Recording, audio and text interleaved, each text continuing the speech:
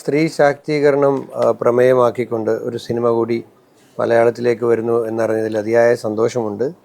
Lady with the wings, Sophie Titus ആണ് ആ സിനിമയുടെ ഒരുപാട് മേഖലയിൽ സംവിധാനം, കഥ, തിരക്കഥ തുടങ്ങിയ ഒരുപാട് മേഖല സോഫി ടൈറ്റസ് തന്നെ നിർവഹിച്ചിരിക്കുന്ന ഒരു സിനിമയാണ്.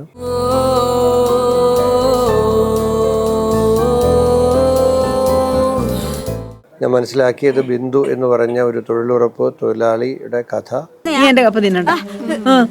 നീ അങ്ങനെ കേട്ടണ്ട. അമ്പട കള്ള എന്താ ബിന്ദുവേ, ചൂരിനായിട്ട് കൊന്നാണാ?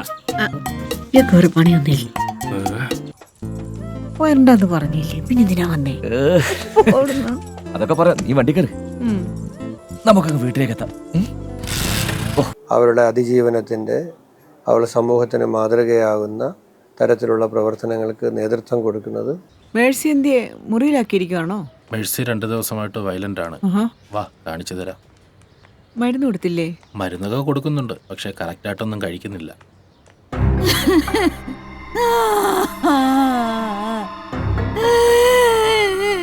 സിനിമ കാണാനിരിക്കുന്നവരുടെ മുമ്പിൽ സിനിമയുടെ കഥ മുഴുവനും പറയുന്നത് ഒരു ശരിയായ രീതിയല്ല.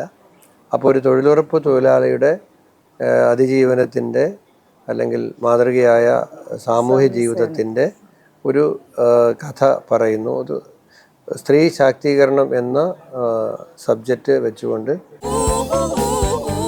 പൂർത്തിയാക്കിയിരിക്കുന്ന ഒരു സിനിമയാണ്. സോഫി ടൈറ്റസിന് ഇനിയും കൂടുതൽ ചിത്രങ്ങൾ മലയാള സിനിമയ്ക്ക് സംഭാവന ചെയ്യാൻ കഴിയട്ടെ എന്ന് ആശംസിക്കുന്നു. സിനിമയുടെ മറ്റ് അണിയറ പ്രവർത്തകർക്കും മറ്റ് അഭിനേതാക്കൾക്കും എല്ലാവർക്കും ആശംസകൾ നേരുകയാണ്. Thank you so much. Thank you.